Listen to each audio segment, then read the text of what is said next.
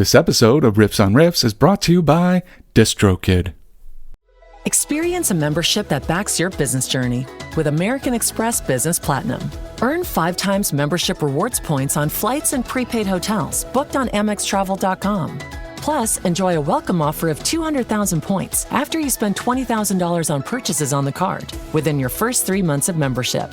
American Express Business Platinum. There's nothing like it. Terms apply. Learn more at americanexpress.com/business-platinum.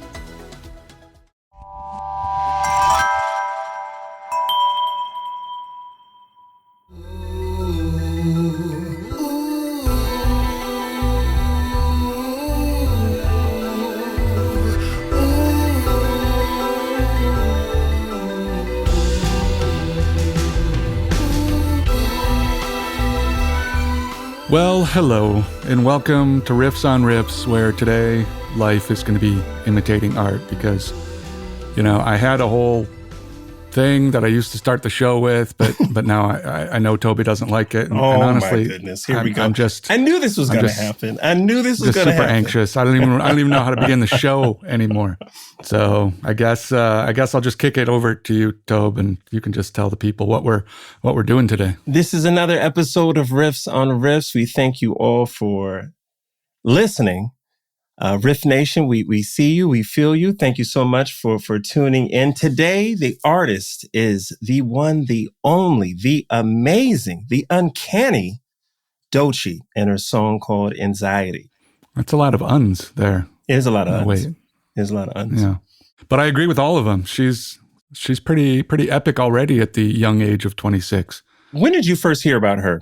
I'm curious. It might have been you, actually, who tweeted up and said, hey, check out this Colbert appearance, because I'm trying to think if I had heard her before. That was the first time I actually saw her perform, and I was like, dang, this is art right here. This is art on a grand scale, all of it. It was fantastic. And so that was kind of sent me down the rabbit hole of you know what, actually?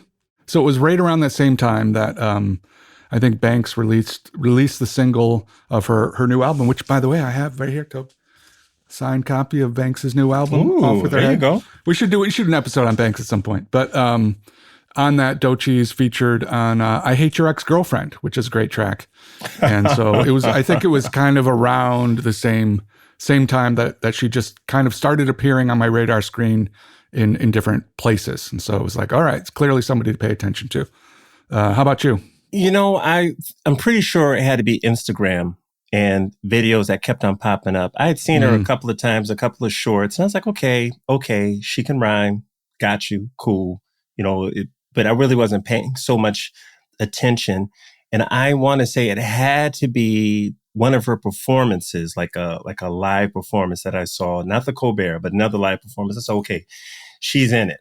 She's in it. And I like seeing that. I love seeing, people, just these artists in their own element. But the Colbert, I think, just took it to another level. I want to say I saw maybe the Tiny Desk, maybe right after that. Yeah. I think there's so many different audience types that she can reach out and get. Because there's only certain artists that I can say, tell my family, hey, sit down. I need 20 minutes. Just sit down and watch this. And they walk away feeling like, wow, that was amazing.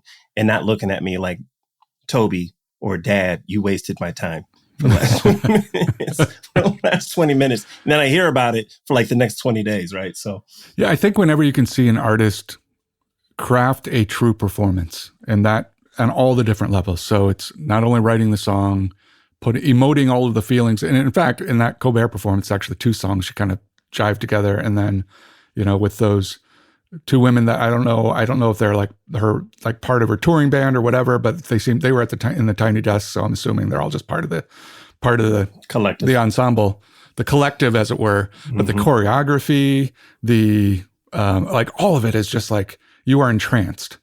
Anytime you can watch a performance like that and you're on the edge of your seat going my brain can't quite comprehend this. How are they doing this? This is so cool. I totally relate to what they're talking about, even though, it's just, it gets you. You talk about the E spot all the time, right? It makes you feel stuff. I totally agree with everything you said. That the one thing about hers to me is the movement between one song to the next song to the next song to the next song. Like there is no dead space. It seems like it is a show. So if you've been to a musical, for example, right, you're watching them perform on stage, and it's the action and music and everything at the same time, and they're connecting the dots and the songs. There's no room to breathe. No, you know what I'm saying? You're always entertained. And I think that she just brings that to hip hop, or at least to the stage, in a way that is very entertaining. And lyrics are there. She can most definitely rhyme. She can sing. We've seen her do so many different things. And this song is so on time for so many other reasons. But one thing that's just crazy is this is her first song to actually crack to debut in the top 10 in Billboard. And I think that's crazy. I think it's like, oh my God, she's done a lot. She's done a lot of music. It's not like she's super new. She has other releases. But for this song to be, I want to say, the first to break the top 10 in debuting I'm just glad we're here to witness it. I think what's even crazier is the song's 6 years old now. So, this first comes out in what she called the Coven sessions back when she was just doing YouTube stuff. I think it was around November of 2019. It's a great video that she just did in her bedroom of this, holding the microphone, doing the track, rapping and singing along to, the Doechii track that it samples. We'll get to Kimbra too, because we're not going to skip Kimbra in this episode. We can't do it. I knew we weren't, not with you being here. I knew we were not doing that. But it's crazy that she creates this song, and then it's not until I think 2023 when Sleepy Hollow comes out and says, hey, I'm going to sample this, which you sampled, but then I'm going to feature you on my track Anxiety. And then people are like, oh, this is really cool.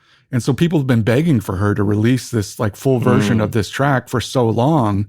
And then we finally get our wish. And of course, with all of that buildup, everybody's like, yeah, thank you. We're going to put this, in the top of the charts, and that's our gift back to you for releasing music that we love. Have you listened to her album, the last release? Oh my God. I've been listening to that album for the past couple of days. I love it. Yeah. And I have so many thoughts on it, but Please. I do. Well, first is, I think what you were talking about, how she's speaking to so many different artists or different audiences. Mm-hmm. And the fact that she can sing, the fact that she can rhyme, I think that this is kind of the new path forward for all young artists, because they've grown up doing both seamlessly. So it's not like I'm not an MC anymore, I'm not a singer anymore, I kind of do both. And so I think the talent level is, people are starting so much younger that it's like they're not learning it, they're growing up with it, and it's just naturally embedded. So that automatically, it's like, well, you can listen to whoever because it's going to be on point. I think the thing that surprised me is how subtle but obvious to me the callbacks are to old school hip hop. Like I was listening to, and I wrote down so those two tracks that she did, I think she combined in the Colbert, where she did Boiled Peanuts and I think Denial is a River. Mm-hmm. So I listened to Boiled Peanuts and I was like, man, this could be a Snoop song off of Doggy Style. Like the music, the flow, like if he were to do this track, it wouldn't sound out of place at all. And I was like, that is interesting. And then the next track, that Denial is a River, I'm like, man, if Salt and Pepper did this, again, it would totally seem like this was their song. Yeah. And then you get to a song like Catfish and you're like, man, that's got Cube vibes. Like it's got that dark, ominous kind of, and I'm like, none of this is a direct ripoff. None of this is, but I don't even know if those are any influences for her, but for us old people who've, had the history of this Men stuff. of a certain age, Joe. Men of a certain age. Thank you. I knew I didn't get that right. There's a callback to some of that early stuff where you're like, I appreciate that. I hear it's new. What she's doing is new and it's different and it's interesting and I dig it. But it's also, there's some familiarity, which is kind of fun too. Yeah, the Denial is a River track in particular for me, like I agree with everything you said, but the Denial is a River track, to me, that sounds like a De La or, a native tongue type of track. And that's what did it. I was like, oh my God. Like I literally thought that she took it from one of them. Like, is she doing an interpolation? But to find out it's not, it's like, oh wow, this is crazy. This is so cool for someone that young to do that. very evident that she is a poet. I mean, she's an MC for sure, but she's a poet. Like, you can tell with the way that she writes. There's a certain level of vulnerability that is that she's not afraid to share with her audience, you know. And to see that in a female MC is refreshing, because it seems like we're only getting, in general, one type of female MC nowadays. You know, we have, and you know, it's your Sexy Red, you know, it's Cardi B, you know, Nicki Minaj, those types. And I'm not trying to disparage any of that or what they do. I like a lot of the songs that some of these artists do, but it's nice to have something different as well, you know, especially coming from a female. You can, you know, she's not trying to be like any of them. And I love that. It's refreshing. So it got me to thinking, Joe, and I'm going to ask you the question first, and then I'm going to answer the question for myself, right? Is there an artist that you would compare her to, new or old? What would you say? Man, all right, I'm going to let you answer first so I can ponder in my head. Yeah, and that's fair. That's fair. I should have texted you the question for it. That is very fair. No, that's on me. I wish my brain was working faster. I would have had something, but I do not. And look, all respect due, I'm going to say someone and people are going to be like, wait a minute, those are two. Look, just trust me on this. Andre 3000. In my mind, I can totally see that. That is what she is, like, built of that mold. That is her. And I'm not talking about lyricism, although she's lyrical. I'm talking about just the whole package. I think she'd be a fantastic person to have in a group, but you will get the entire ensemble of her talents being solo. And that's what you're getting right now. And she's very cerebral. She has thought so much about her image. She is becoming, if not already, a fashion icon. This woman's in Paris doing fashion week and things of that nature. I mean, she's the entire package right now. I love it. Here's why I think that's a great comparison.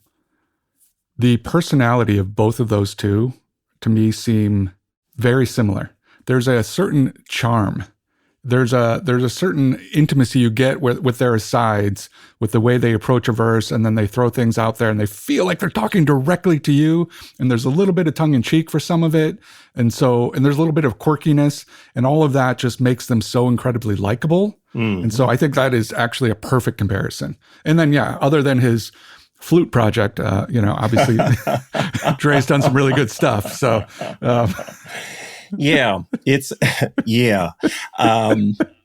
Andre 3000 is one of those cats that he doesn't have to release an album, you know, in 3 or 4 years. And sometimes he shouldn't.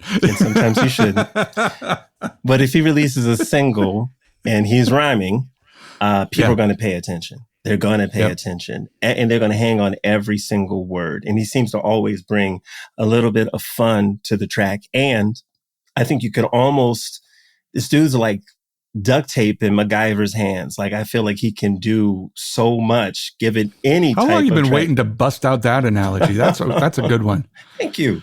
Appreciate it. I want to be that guy. I want to be like duct tape in well, I don't know. You are duct tape, sir. Let me rewind. Are duct tape. No, I just feel like there's certain cats that's like, they're not going to let anything get in the way. They'll find a way to ride the beat. They'll find a way to artistically express how they feel. What is it on Denial, where she's doing the breath thing, you know, to get to Woo Song at the end? I mean, dude, who's doing that?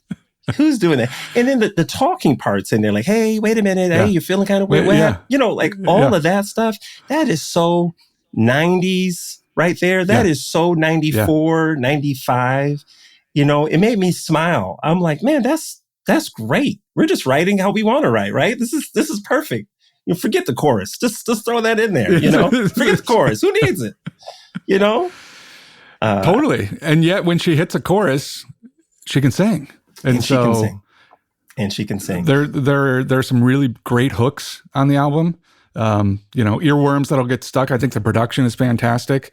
I do think that, thankfully, hip hop seems to be kind of swerving back to a little more musicality just in general, which pleases me greatly. I think there's just some really interesting instruments going on. Some of the beats and production, I think, are just a little more tasteful than what we've seen maybe from some recent artists on the pop charts. So, I mean, I'm not a big fan of trap music. I've talked about that before. I'm we just not a talked big about fan that. of that. Same. But I think trap is a trap. Of keeping things very. I feel like I need to make a meme or something. Trap is a trap. It's a trap, right? And they have what's his name, General Akbar from Star Wars.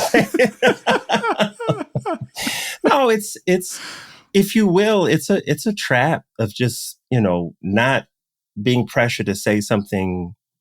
Not talking about a bunch of different subjects, a bunch of different topics. You're just kind of limited, and the beat's very, very limiting.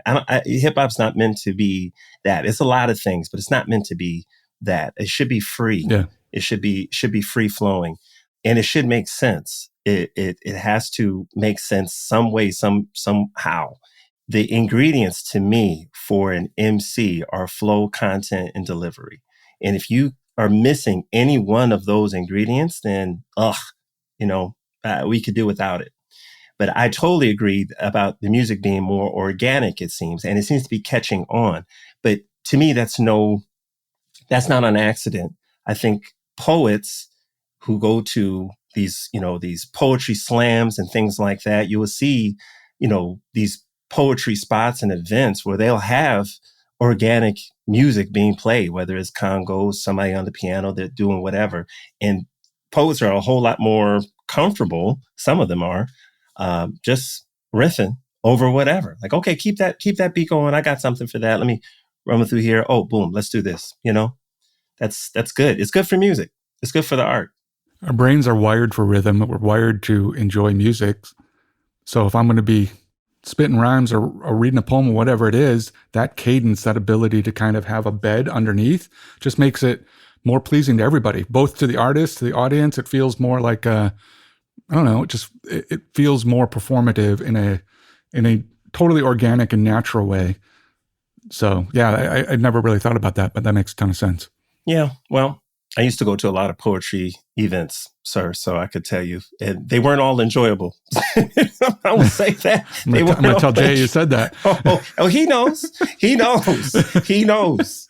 My brother knows. Yeah, but there are some events I've gone to, like, man, that was actually moving. Like you said, if you can find the cadence, between the words and the rhythm, and you can settle in somewhere. Vibe. Yeah. So it's interesting to me that Top Dawg is essentially, started with Kendrick, I believe, signed SZA, now just signed Doechii. So there's a very specific kind of artist that they seem to be, and then look, they're making good choices.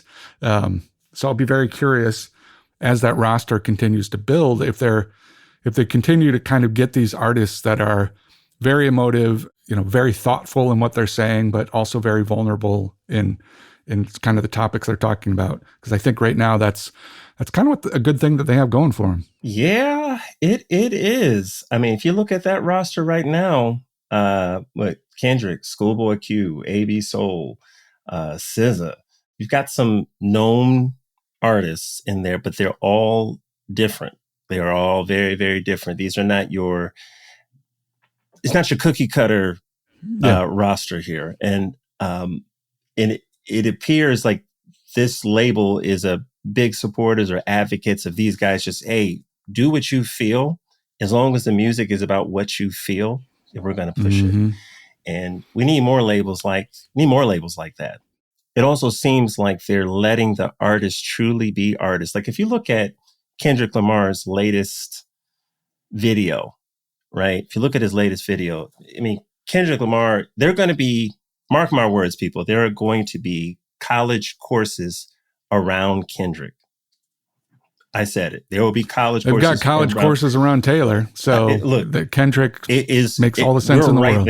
We're right there. Trust me. In the next 10 years, you will have, if he continues to write at this level, his videos essentially are like filled with Easter eggs and just like so meaningful. It's like, oh, there's a hidden meaning behind this, that, and that. It's like, oh my God, that's crazy. And I think you need a special the artist has got to feel comfortable enough to do that. And the label's got to make them feel comfortable enough to do that. We talk about that cadence and the bed under it, in order to, for the poet to really fully express themselves. I feel it's the same way with the label and the artist. They've made it very comfortable. Hey, the ground is fertile. Do what you do. Yeah, they're doing a fantastic job. So the other thing I learned from this album, Toby, which I had no idea until it came out, is that apparently alligator bites don't heal. Like I think crocodile bites probably do, but an alligator, you're screwed. I looked it up. Healing is going to be tough. I'll put it that way. It's not like there's not any healing. Is it because you're dead? Is that why? It's a good reason. There's no coming back from being dead. No amount of cocoa butter that's going to bring that all. It's called necromancy, Toby. Man, it can be done. Listen, roll the die. Let's see. Let's see. Let us see, because woo. Also, do people not know like the best way to fight an alligator is just to keep its mouth shut? Keep its mouth shut. Yeah. Yeah, you just wrap your arm around it, and it's a good way to lose your arm there, Joe. Is to wrap your arm around it. Great way to lose it. Great way to lose it. It's a good thing we don't have gators up here in Ohio. Or be Michigan. in big trouble. Or Michigan. This episode of Riffs on Riffs is brought to you by DistroKid, your ultimate partner for taking your music to the next level. With DistroKid, uploading your songs or albums to online stores and streaming platforms like Spotify, Apple Music, and YouTube Music is easier than ever. Plus, you can easily pay your collaborators with splits and send large files securely to anyone with Instant Share. And guess what else? You can get a YouTube official artist channel for free via DistroKid. You can send credits to stores, and you can use Hyperfollow to promote your release. DistroKid has everything you need to succeed in the digital music landscape. But that's not all. DistroKid now offers a convenient mobile experience with the DistroKid app, available on iOS and Android. With the app, you can manage your releases, track your streaming stats, and even withdraw your earnings, all from the palm of your hand. And for the artists looking to perfect their sound, there's Mixia. With Mixia, you can put the finishing touches on your tracks in minutes, ensuring they sound polished and professional every time. And if you need to share large files securely with collaborators, producers, or playlist curators, look no further than Instant Share. It's free to send up to 1 gigabyte of files, and your music will stream at the highest quality, making the best impression possible. So why wait? Elevate your music career today with DistroKid and unlock a world of possibilities. Riffs on Riffs listeners get 30% off their first year at DistroKid by going to distrokid.com/VIP/riffsonriffs. Are you a forward thinker? Then you need an HR and finance platform that thinks like you do. Workday is the AI platform that helps propel your organization, your workforce, and your industry into the future. Workday, moving business forever forward. Don't miss a special offer on November 19th from Botox Cosmetic on Botulinum Toxin A, the one and only product of its kind FDA approved for over 20 years. Buy one $50 gift card and get one free while supplies last. Terms and conditions apply. For prescribing information and box warning, visit BotoxCosmetic.com or call 877-351-0300.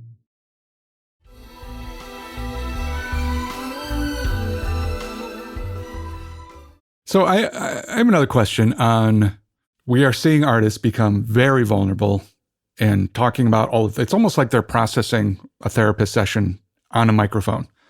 And is this healthy? I think it is healthy to an extent. I think that it might be healthier to listen to the album in completion, like listen to the full album of someone that's talking about this stuff. Because if you're not careful, you can make a playlist that could be pretty bad. Right? Right. Like, whoa, whose playlist is this? Who are we calling? Who's who are we putting on 24-hour around the clock surveillance just to make sure this person's okay? So I do think it's good to get it out. I think that's great. You're an artist. Of course, this is going to be the stuff that's on your mind. My only thing is I wish artists were able to make money off songs like that are on the other side of the spectrum, because it just feels like it's a lot of this type stuff, where it's like, man, things are bad. They're blah, blah, blah.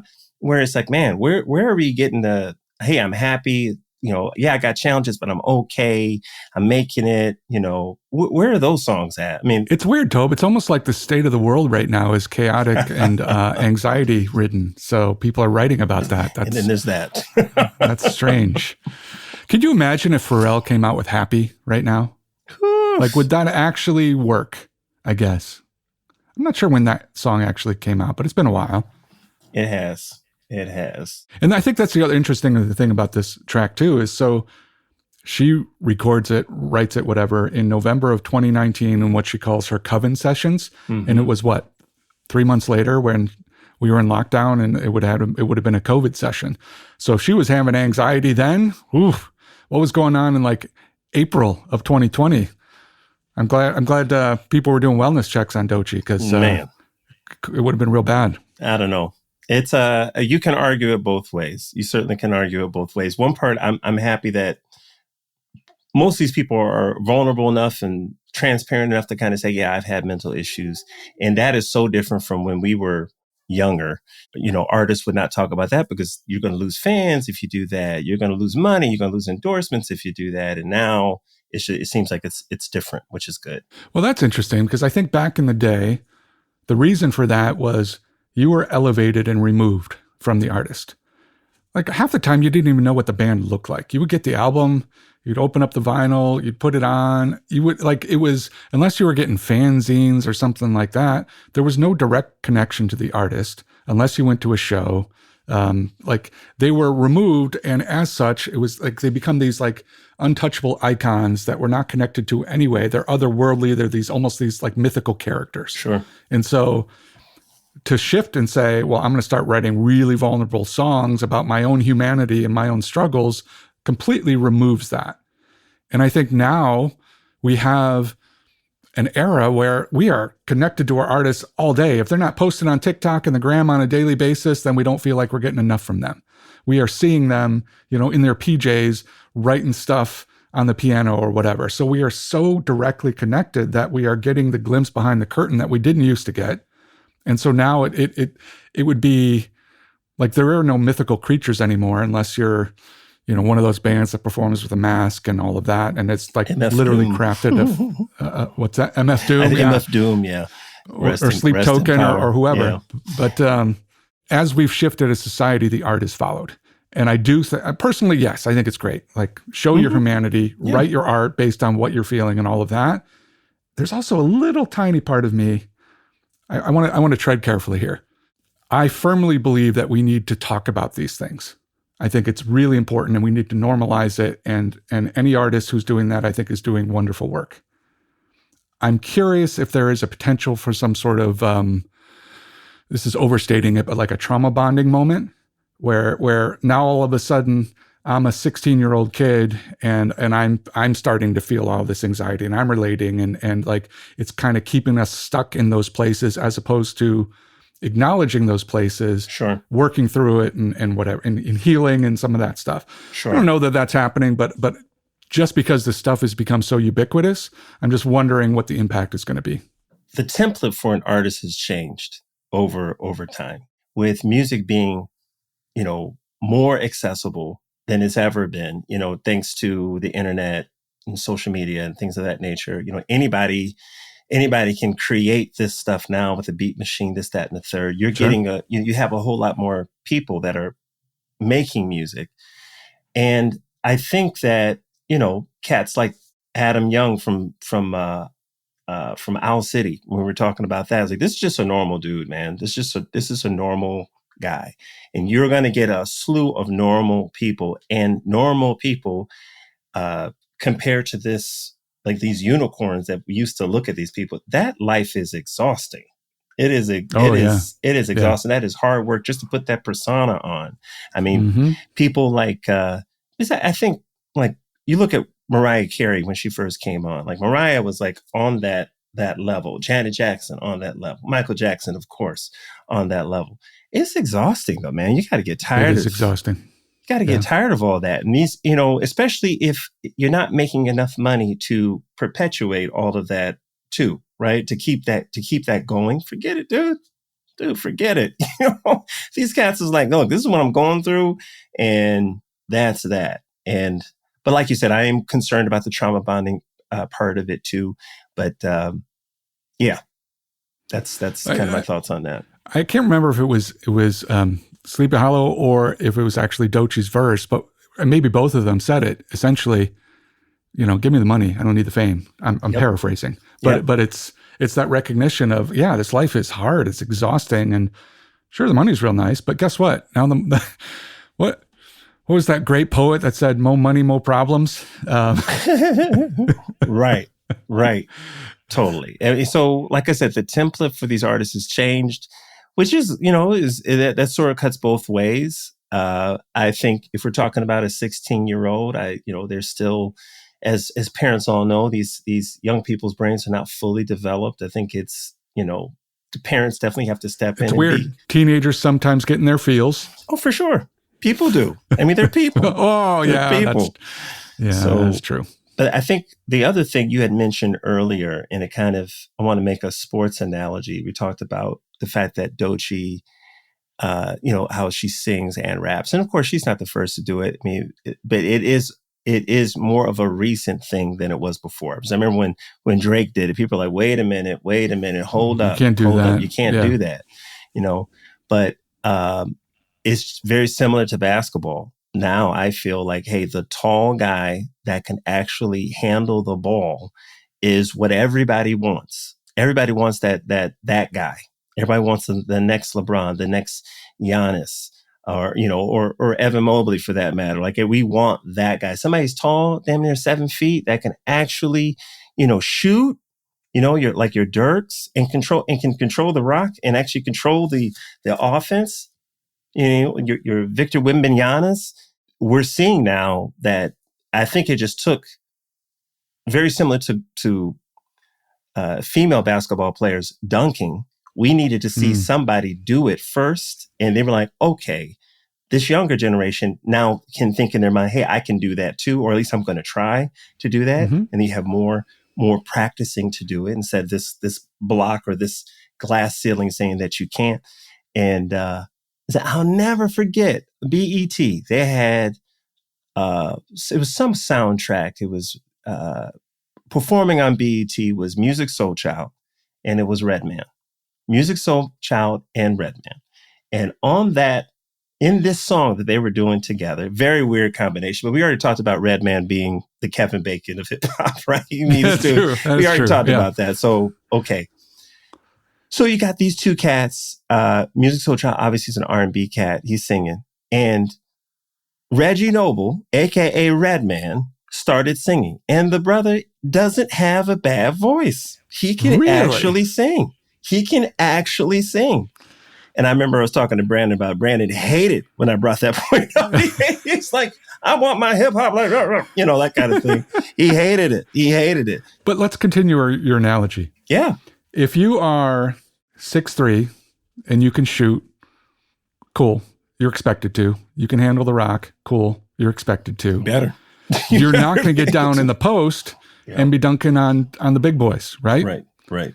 If you are 6'11", 7 foot, you can do it all.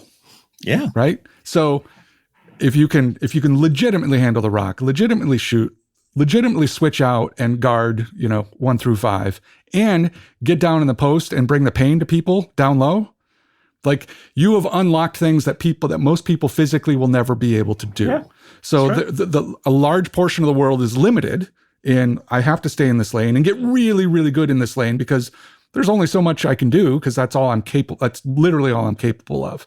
And then there's the special group who are like, yeah, you can do it all.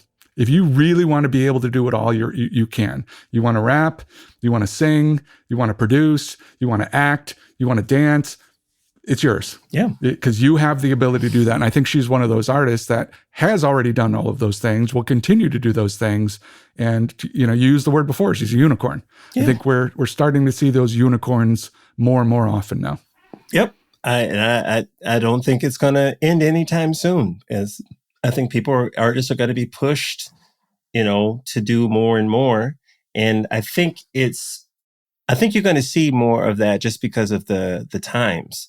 I think, why, if this song needs rap on this track, why it's a lot easier for me just to go ahead and do it myself than for me to go find somebody else to do it. Right. Yes. Because every time you find somebody else to get on your track, and collaborations are great. I love collabs, but every time you invite somebody else, you're always getting their interpretation of stuff. Sure. And it might not be your vision and how you see things. It's hard. Bands break up all the time. It is hard. It is not easy. It's not easy. But what's a drummer to do? Creative differences. Right? What's a drummer to do? Yeah. It's like, I play drums too. What do you want from me? What do you want? What do you want? I want you to show up. Yeah. Yeah. With the full kit. All right. So we did mention back early on in the episode about Kimbra. So obviously this track very heavily samples Doechii's Someone I Used to Know, which features Kimbra. And what's interesting is that Doechii did this little coven session where she just recorded in her bedroom, and I don't think she ever cleared the sample. And then I think it was 2023 when Sleepy Hollow actually cleared the sample and then put her, feature on. That just makes me super curious if him clearing the sample allowed her to release this track later on, because it's essentially already been released, but not quite. The other thing I loved, which I hope was an intentional throwback, was if you watch her in the YouTube on this, in her coven session, the way she sings and her hand gestures and things like that are quintessential Kimbra. And for anybody who's got, you talked earlier about the 20 minutes where you sit your family down and force them to watch something. I'm going to make a suggestion to the audience. And I may have done this on previous episode. Do it again. Kimbra did a live version of Nina Simone's Plain Gold Ring. It is stunning in all of the ways.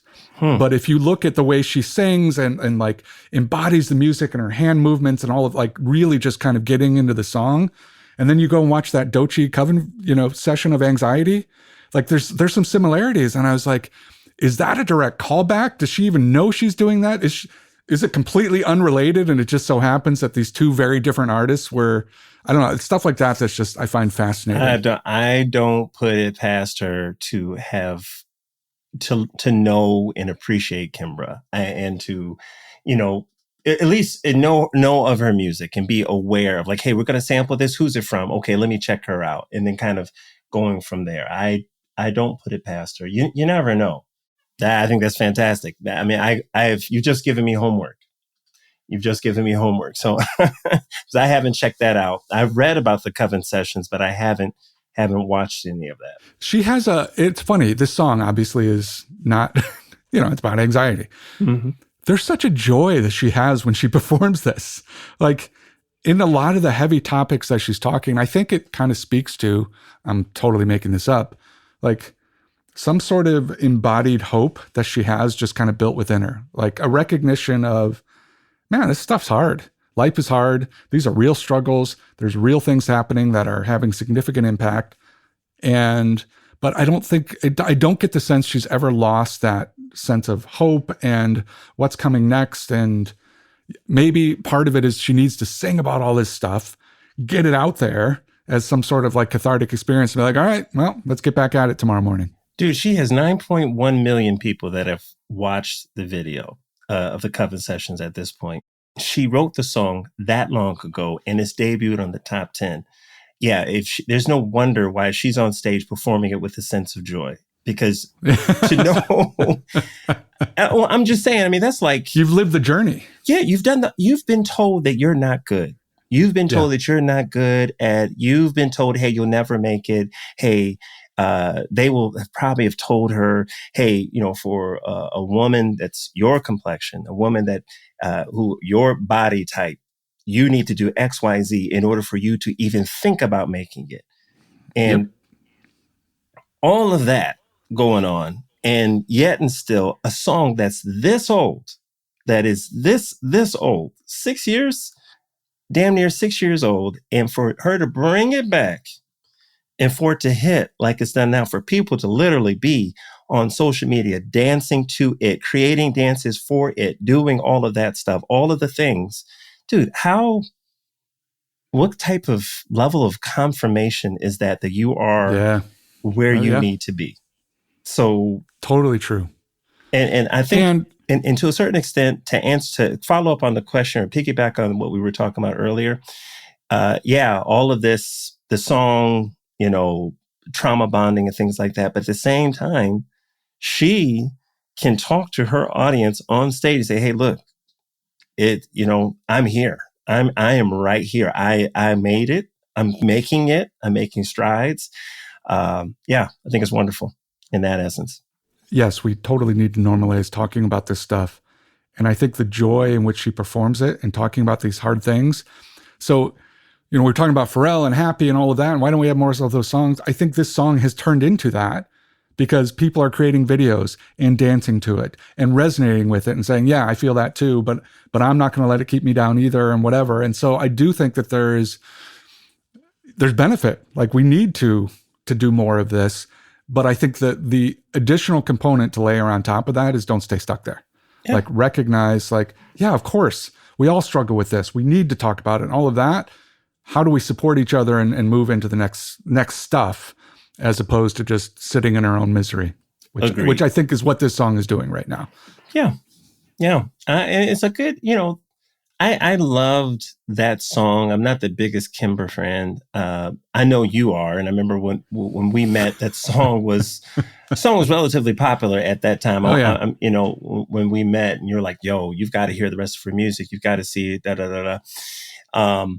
That beat, that music is compared to the lyrics of this song. It is again, it's just a good mix of like these type of lyrics, which are kind of down, anxiety, and the music being whimsical, maybe, right? So, and you can put those two together. It's like, yeah, I feel this way, but at the same time, I'm feeling kind of happy because this music makes me feel good, so you get that, which is cool.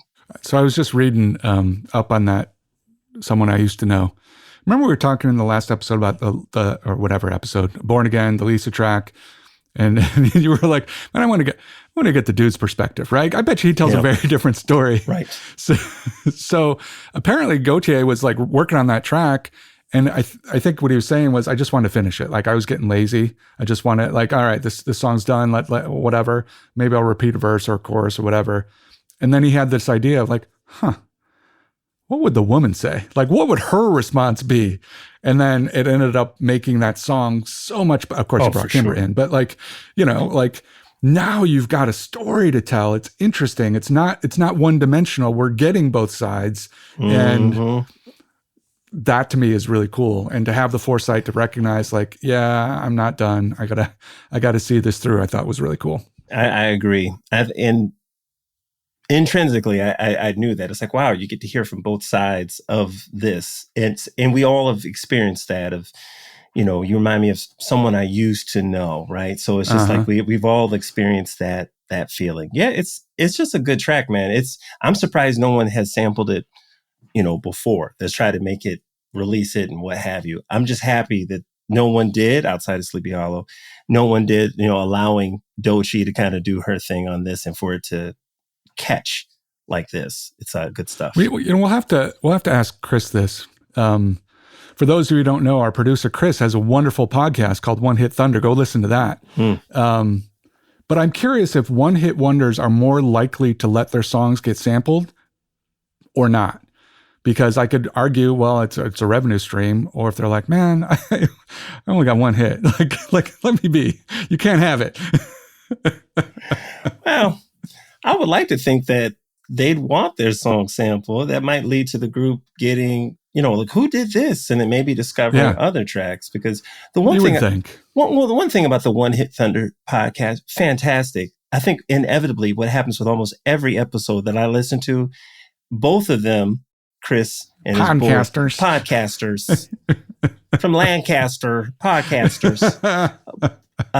they will say they've listened to other tracks and they will on the album or by this particular artist. It's hard to find someone that is a one-hit wonder that doesn't have another track that you don't like. It inevitably happens. And I would think that, well, hey, if you sample track 1 on this album, they've got 3 albums and never really made it. There's a good chance there's other songs that you might want to sample and kind of go from there. You probably get cheaper. Well, shoot. What's that? Oh, man.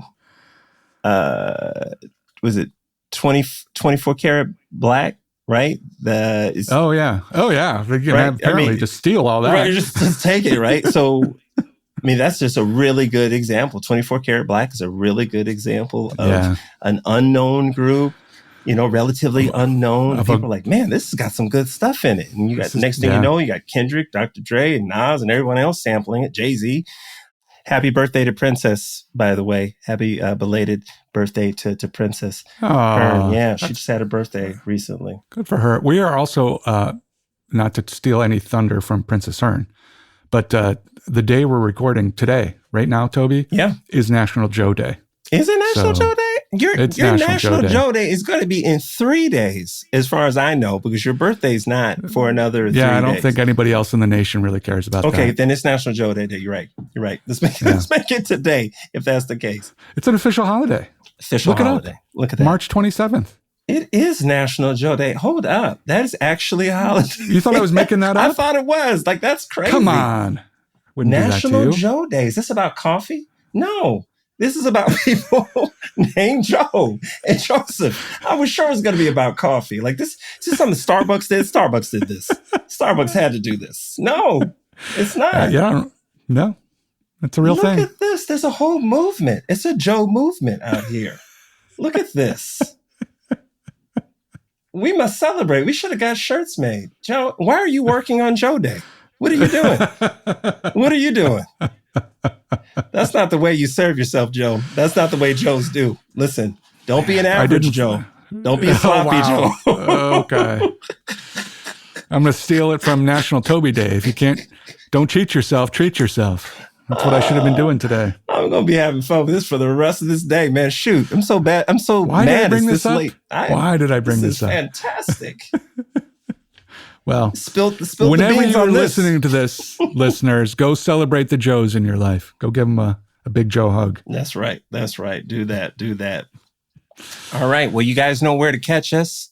We're on Instagram, Riffs on Riffs. We are on Facebook, Riffs on Riffs. And of course, we're on all of your streaming platforms. Make sure you check us out. Comment, like, subscribe on the YouTube channel that we are going to be working on more, put more work into that as well. But outside of that, appreciate all of you out there and want you guys to keep on listening. Huzzah.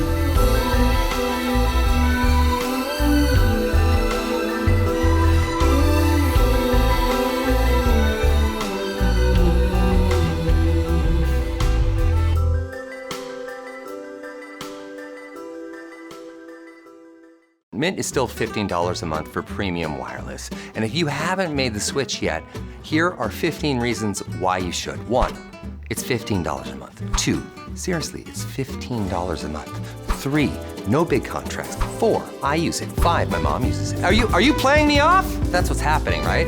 Okay, give it a try at mintmobile.com/switch. Upfront payment of $45 for 3-month plan, $15 per month equivalent required. New customer offer first 3 months only. Then full price plan options available. Taxes and fees extra. See mintmobile.com.